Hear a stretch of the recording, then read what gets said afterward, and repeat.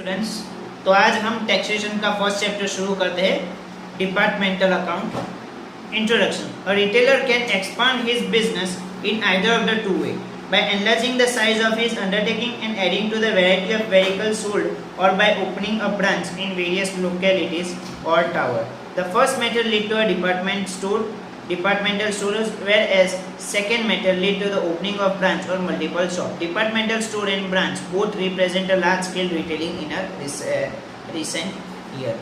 तो अब जो रिटेलर है अगर उसको अपना बिजनेस एक्सपांड करना है तो वो दो तरीके से कर सकता है। एक तो क्या करेगा, जो अपनी जो जगह है वो बड़ी कर देगा, मतलब कि वेराइटीज ऑफ आर्टिकल सोल्ड करने का शुरू कर देगा। अपनी जो जगह है वो पूरी बड़ी कर देगा, जहाँ वो काम करे वो एरिया लार्ज कर देगा, राइट। और उसमें वो डिपार्टमेंट्स कर लेगा कि ये डिपार्टमेंट ये चीज़ बेचेगा, ये डिपार्टमेंट ये टाइप के प्रोडक्ट्स बेचेगा और ये डिपार्टमेंट ये टाइप के प्रोडक्ट्स बेचेगा, राइट। या तो फिर दूसरा क्या है, उसके पास तो दूसरी ब्रांच खोल लेगा, मतलब दूसरी दुकान खोल लेगा वो, राइट। तो ये दो तरीके से वो क्या है, बिजनेस को एक्सपांड कर सकता है। मीनिंग ऑफ डिपार्टमेंटल स्टोर, तो ये डिपार्टमेंटल स्टोर क्या है? A departmental store is a large retail establishment having in a same building a number of department, each confining its activity to one particular product. It is a retail organization of several shop carrying on under one roof and one management. Big Bazaar, Star Bazaar, Croma, etc. Departmental store. तो क्या departmental store मतलब क्या कि एक ही छत के नीचे, एक ही बिल्डिंग के नीचे हम लोग अलग अलग टाइप के प्रोडक्ट्स बेचते हैं, राइट। उसे हम बोलेंगे डिपार्टमेंटल स्टोर।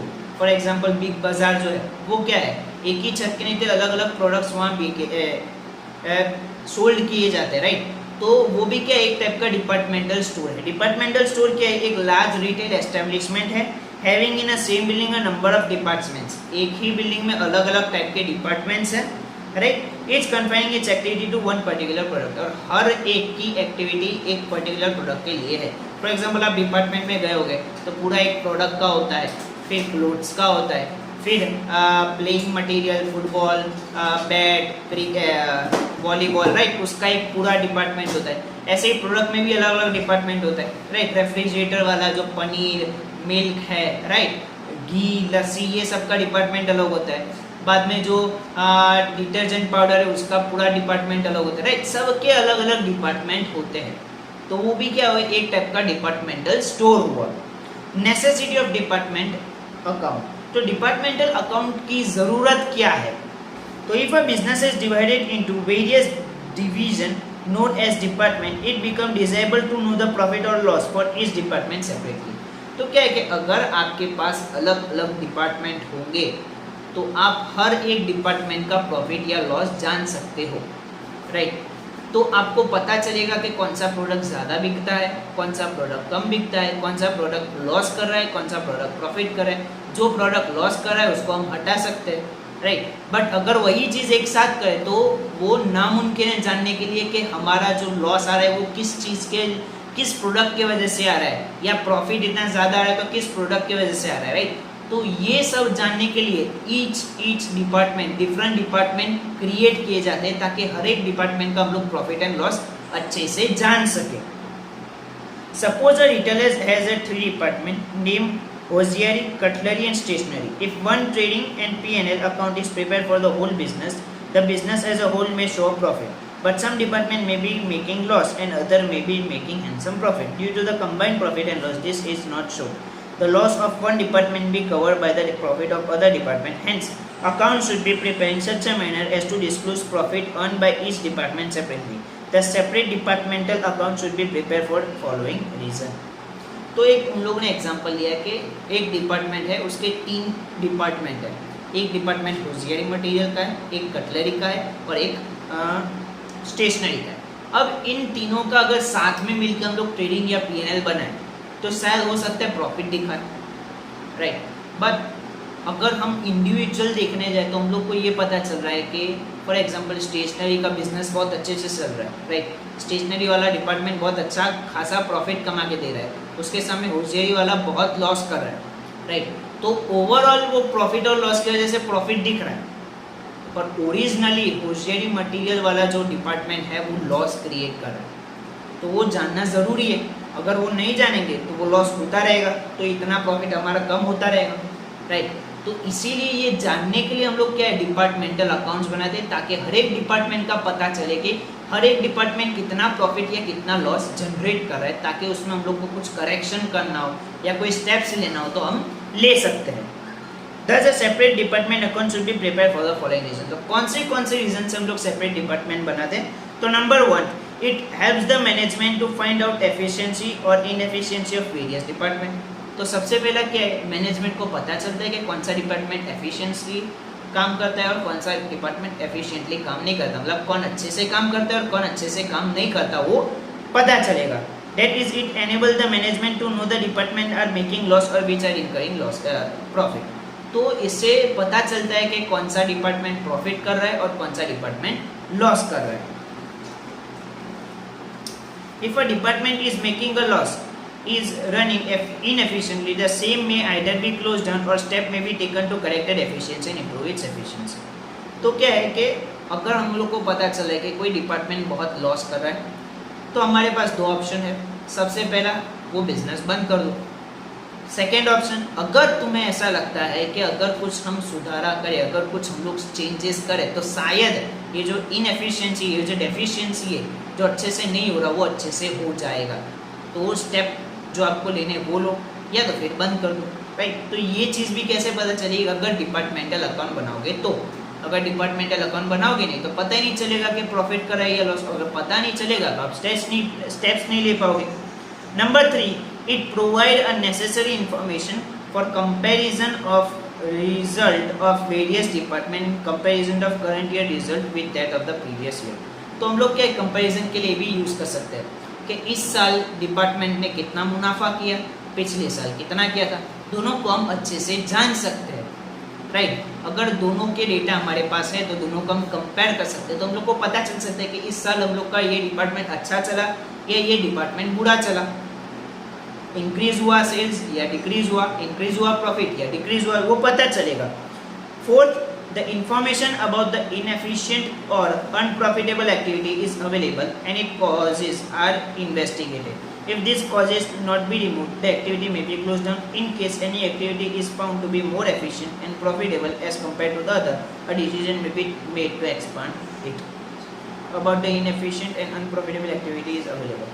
तो तुम डिपार्टमेंटल अकाउंट बनाओगे तो आपको इंफॉर्मेशन मिलेगी कि कौन सी चीज़ ज़्यादा प्रॉफिट बना रही है और कौन सी चीज़ लॉस बना रही है। अगर कोई चीज़ ऐसी है जो लॉस बना रही है और उसे हम कंट्रोल नहीं कर पा रहे, तो उसको हटा दो, बंद कर दो। और अगर कोई ऐसी चीज़ है जो बहुत ज़्यादा प्रॉफिट करे, तो उसके बारे में हम लोग ये सोच सकते हैं कि ये इतने में इतना प्रॉफिट करे, तो अगर हम इसे एक्सपांड करेंगे, अगर इसका और एक डिपार्टमेंट बना ले या फिर इसको और एक्सपांड करें, तो ये और कितना प्रॉफिट करेगा, राइट। तो वो डिसीजन भी ले सकते हो। तो ये सब डिसीजन किसके ऊपर डिपेंड करेंगे, अगेन डिपार्टमेंटल अकाउंट बनाओगे तो। Number 5, the management get useful data relating to business on the basis of which business policy may be formulated. तो कौन डेटा प्रोवाइड करता है, डिपार्टमेंटल अकाउंट क्या है, डेटा प्रोवाइड करता है जिसके बेसिस पे बिजनेस के डिसीजन लिए जाते हैं, बिजनेस पॉलिसी इसके ऊपर बनाई जाती है, वो सारे डेटा भी ये डिपार्टमेंटल अकाउंट प्रोवाइड करता है। Number 6, it is useful even in ascertaining the profitability of each department in order to take the decision about giving bonus to the staff।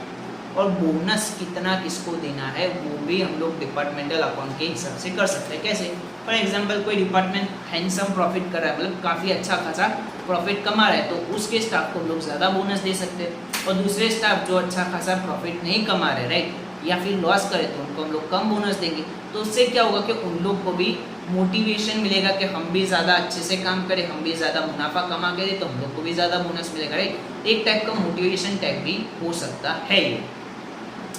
It guides the management in formulating, number 6, it guides the management in formulating policy for expansion of business on proper line। It guides the management in formulating policy for expansion of business on proper line। दूसरा क्या है कि ये एक हम लोग को guideline देता है, गाइड करता है कि हमको कौन से डायरेक्शन में एक्सपांशन करना चाहिए। अगर हम लोग ने डिपार्टमेंट नहीं क्रिएट किए होंगे तो हम लोग को पता कैसे चलेगा कौन सा डिपार्टमेंट अच्छे से चल रहा है। फॉर एग्जांपल होजियरी कटलरी और हम लोग ने जो किया था होजियरी कटलरी, और तीसरा कौन सा था, डेट इज अ स्टेशनरी। अब हम लोग को ये पता चले कि होशियारी मटेरियल वाला काफ़ी अच्छा बिजनेस चल रहा है, उसमें काफ़ी प्रॉफिट हो रहा है, तो हम उसके बारे में एक्सपांशन के बारे में सोच सकते हैं कि भाई होशियारी मटेरियल का जो डिपार्टमेंट है उसको हम लोग एक्सपांड करें, right.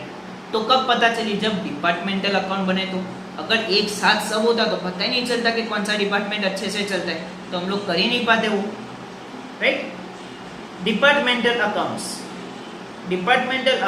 merely involve a preparation of a separate trading and profit and loss for each department। तो डिपार्टमेंटल अकाउंट क्या है कि प्रॉफिट या लॉस या फिर ट्रेडिंग अकाउंट क्या है, हर एक डिपार्टमेंट का अलग अलग बनाना है। They are usually present in a columnar form with a separate column for each department and also a column for a total। तो इस टाइप का देखो कॉलमनर्स बनते हैं, ये दिख रहा है ए बी और सी, ये डिपार्टमेंट है ए बी और सी, और टोटल का भी कॉलम बनता है। Preparing separate trading account for ascertaining gross profit for each department does not involve much difficulty. Only purchase, sales and return book will have to be ruled with extra columns so that the separate purchase, sales, return, inward and outward of each department can be ascertained। तो जो gross profit है वो तो आपको trading में से easily मिल जाएगा, उसमें कुछ ज़्यादा आपका वर्किंग नहीं बढ़ जाएगा, पर आपका जो मेन वर्किंग है वो किस में बढ़ेगा, आपका purchase book, cell book, return book, carriage inward, carriage outward, उस सब में क्या आपके कॉलम्स बढ़ जाएंगे, हर एक डिपार्टमेंट के लिए अलग अलग कॉलम बनाने पड़ेंगे, राइट। तो सिर्फ उसमें काम बढ़ जाएगा।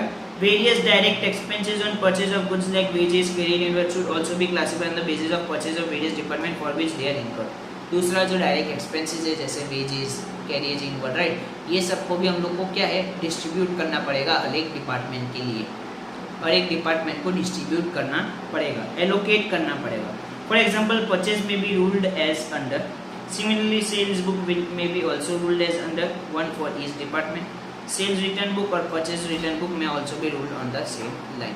तो इस टाइप का तुम्हारा purchase book, sales book, purchase return book, sales return book अलग अलग कॉलम, हर एक डिपार्टमेंट का अलग अलग कॉलम के लिए बनेगा, राइट। अब एलोकेशन ऑफ एक्सपेंस, एक्सपेंस किस तरह एलोकेट करने हैं, मतलब किस तरह डिस्ट्रीब्यूट करना है। फॉर एग्जांपल हमारे 3 डिपार्टमेंट है ए बी और सी, राइट, और हमारे पूरा बिल्डिंग, एक ही बिल्डिंग में 3 डिपार्टमेंट चल रहे, राइट। अब एक ही बिल्डिंग के 3 डिपार्टमेंट चल रहे, अब वो एक ही बिल्डिंग में 3 डिपार्टमेंट चल रहे हैं, तो इलेक्ट्रिसिटी का मान लो हमारा 10,000, पूरे साल का मान लो 10,000 रुपीज़ हमारा इलेक्ट्रिसिटी बिल है।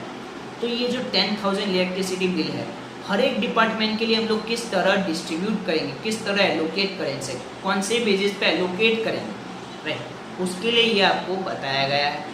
हर एक चीज़ के लिए तुम्हें दिया गया है कि कौन से बेसिस पे एलोकेट करना है।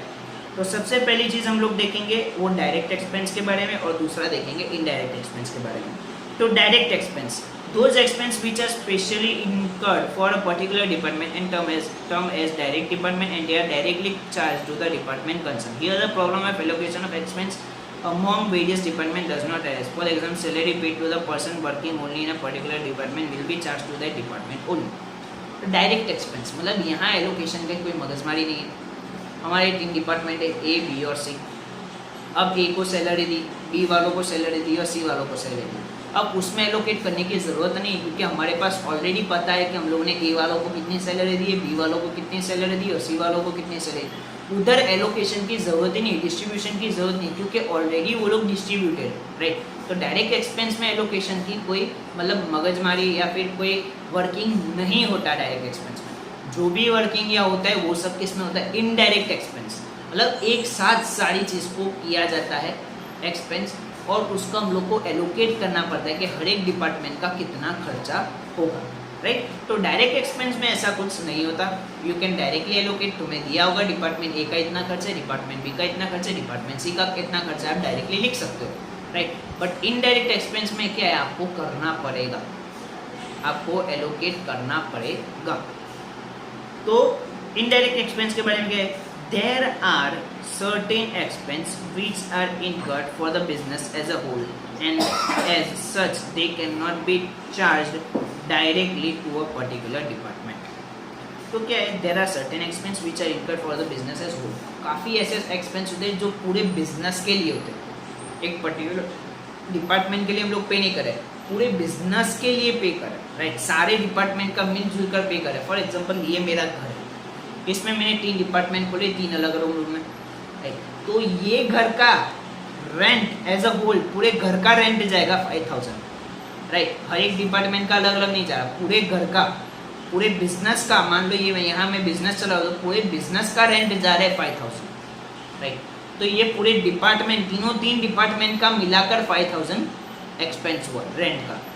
तो अब ये 5000 जो एक्सपेंस है उसका जो रेंट है उसको एलोकेट करना ज़रूरी है, मतलब इसका डिस्ट्रीब्यूशन ज़रूरी है। ये 5000 रुपीज़ का डिस्ट्रीब्यूशन करना पड़ेगा। कौन से बेसिस पे डिस्ट्रीब्यूशन करेंगे, ये सारी चीज़ें इस टॉपिक में समझाई जाएगी कि कौन से बेसिस पे कौन से खर्चे का डिस्ट्रीब्यूशन एलोकेशन करना है। Such expense will have to be allocated among various departments on some reasonable basis.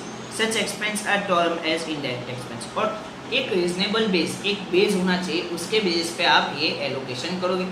इस टाइप के एक्सपेंस को हम लोग क्या बोलेंगे, indirect expense. For example rent paid for the whole business will be apportion on the basis of area occupied by the various department. तो क्या बोला है, अगर रेंट पे कर रहे हैं हम पूरे बिजनेस का, तो हम लोग जो रेंट है वो कौन से बेसिस पे एलोकेट करेंगे, कौन से बेसिस पे डिस्ट्रीब्यूट करेंगे, on the basis of area occupied.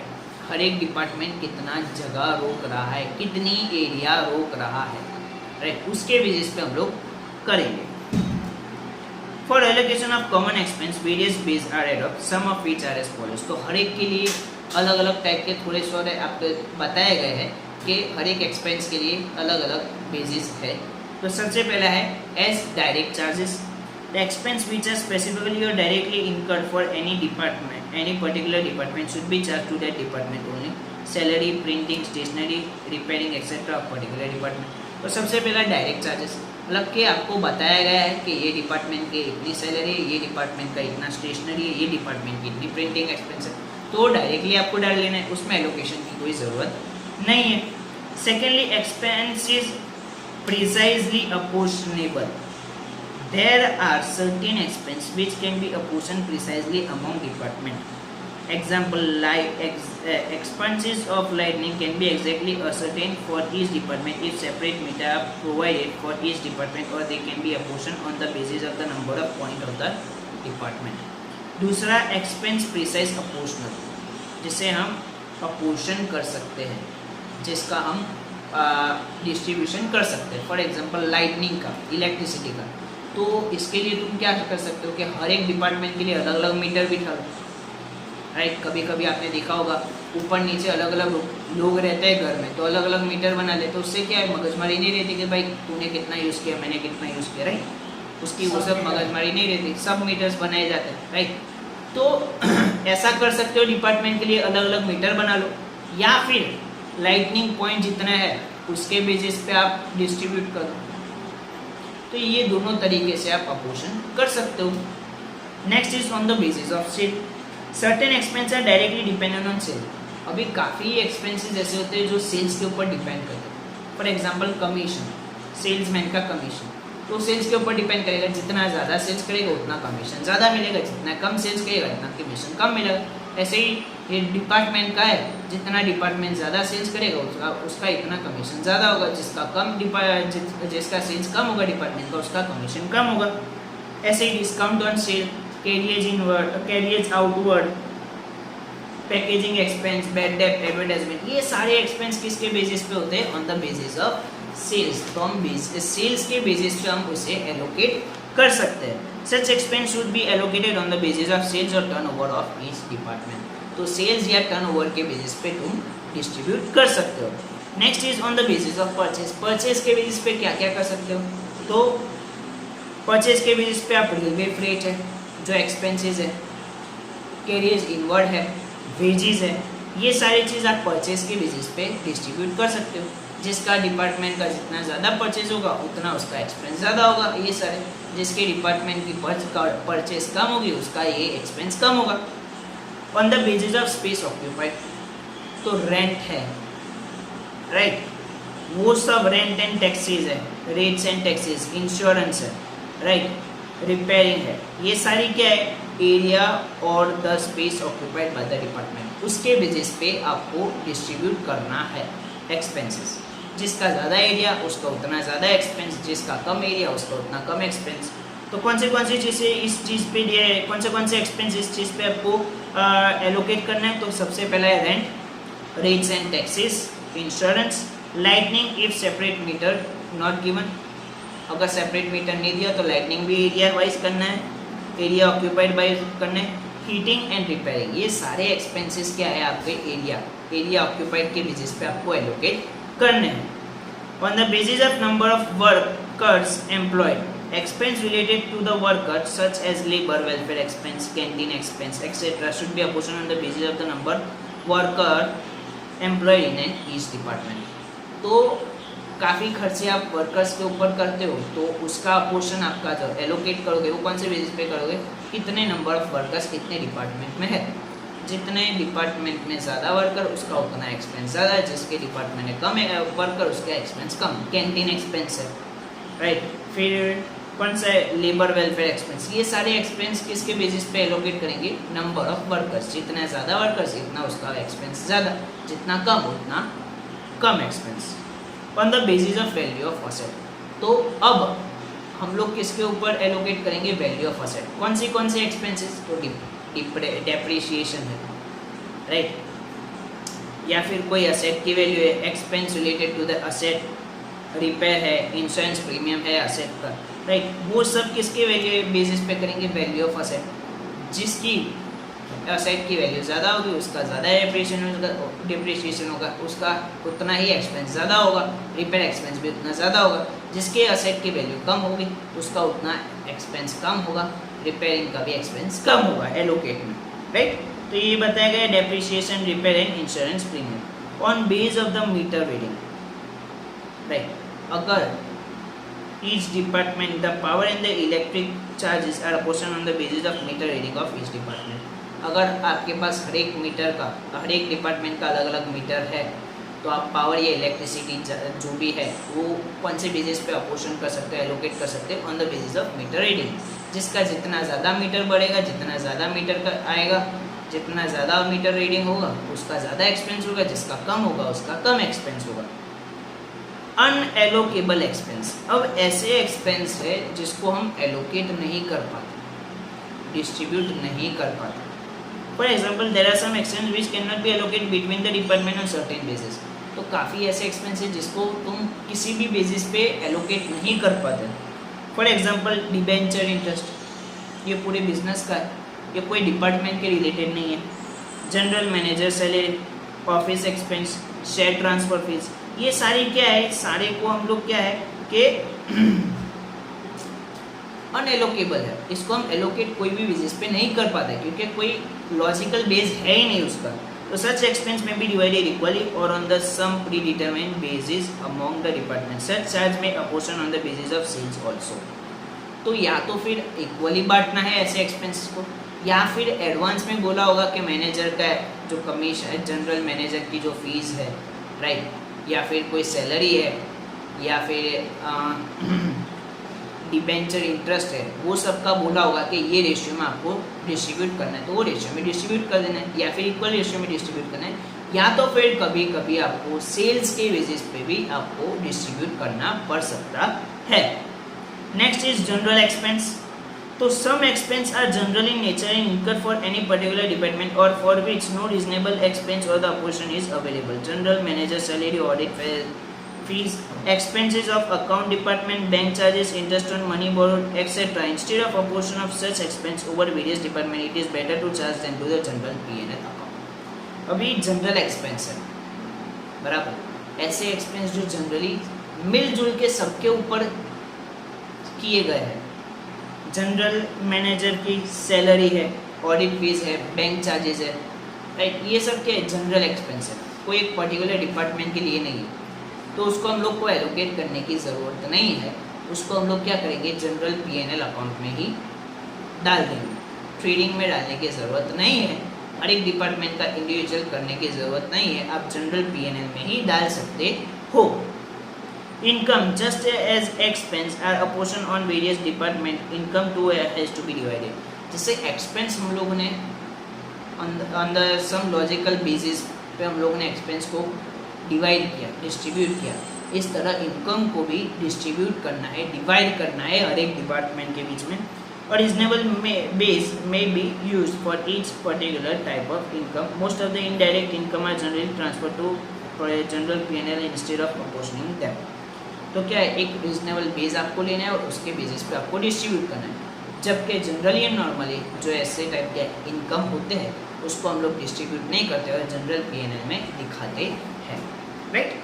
General P&L account after a separate figure of profits or loss have been ascertained from a departmental account, they are also transferred to general P&L account. तो हर एक department का आपने profit and loss find कर लिया तो सारे department का जितना भी प्रॉफिट एंड लॉस है उसको हम लोग जनरल P&L में ट्रांसफर कर देते हैं. If any department has made profit it is credited to general P&L. अगर किसी डिपार्टमेंट ने प्रॉफिट किया है तो क्रेडिट होगा जनरल P&L में, और अगर लॉस किया है तो डेबिट होगा. Besides, all expense and income which cannot be reasonably apportioned over various departments are transferred to general P&L. और साथ साथ मैंने बताया काफ़ी ऐसे एक्सपेंस है जिसे हम एलोकेट नहीं कर पाते या इनकम है जिसे हम एलोकेट नहीं कर पाते, उसको हम लोग क्या करेंगे जनरल P&L में ही डायरेक्ट ट्रांसफर कर देंगे. Right. The final balance of this account shows the overall profit और loss of the whole business. और जो लास्ट में जनरल P&L का जो भी आंसर आएगा प्रॉफिट या लॉस वो क्या होगा, that is a overall profit या लॉस. बिजनेस का ओवरऑल प्रॉफिट या लॉस हर एक डिपार्टमेंट को देखकर हम लोग का ओवरऑल प्रॉफिट या लॉस कितना होगा ये बताया गया. अब आपको देखो एक टेबल दिया गया है, table showing allocation of expense. आपको ये टेबल के थ्रू अच्छे से जाना है, बाय हार्ट लर्न भी करना है आप. राइट. ताकि हम लोग इलस्ट्रेशंस कल जो करेंगे वो इजीली समझ पाए और कर पाए.